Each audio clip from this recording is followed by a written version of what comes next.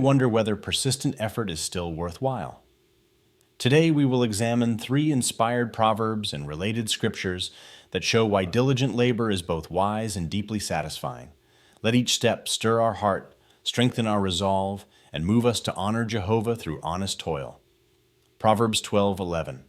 The one who cultivates his land will be satisfied with food, but the one pursuing worthless things lacks sense. Picture a farmer rising before dawn, turning the soil, planting seed, and trusting the process Jehovah designed. Every furrow dug, every seed watered is an act of faith that leads to a harvest and a table filled with food.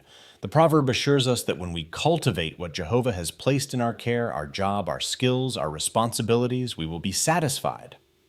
By contrast, chasing get-rich-quick schemes or wasting hours on empty pursuits leaves the heart hollow and the pantry bare. Ask yourself, am I treating my daily tasks as sacred stewardship, or am I distracted by worthless things?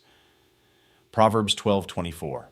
The hand of the diligent ones will rule, but idle hands will be put to forced labor.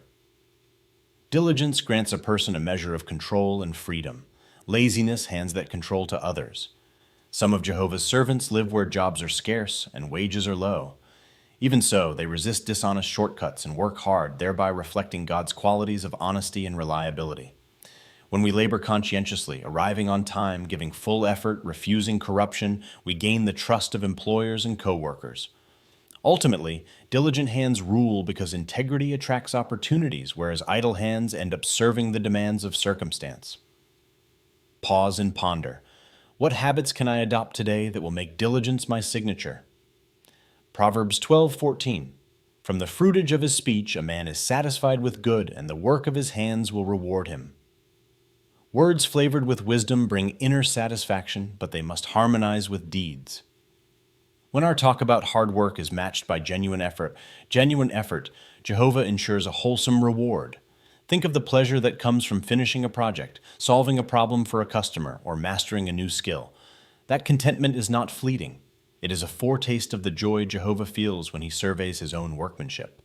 So ask, do I pause to acknowledge Jehovah's blessing when I complete a task well? 1 Timothy 5:8 reminds family heads, certainly if anyone does not provide for those who are his own, he has disowned the faith. When a parent rises early, commutes, and works long hours to furnish food, clothing, and shelter, the family feels secure and loved.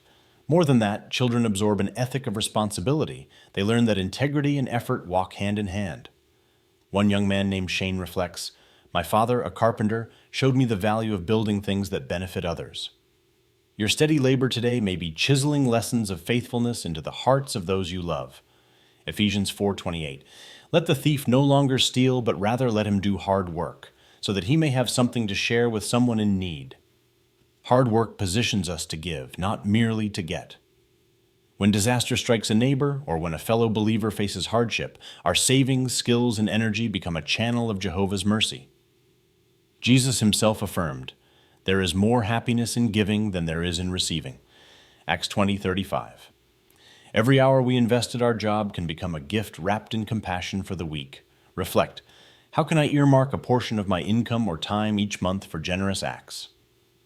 Hard work is rewarding because it aligns us with Jehovah's design, teaches us diligence, and opens the door to generosity. By cultivating our land, ruling with diligent hands, and enjoying the reward of honest effort, we taste a satisfaction deeper than any paycheck. May we leave here determined to work with purpose, honor our God through integrity, and experience the surpassing joy that comes from giving to others.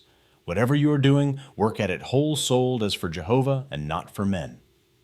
Let this verse echo in our minds each dawn, guiding our hands and gladdening our hearts until the final harvest is gathered.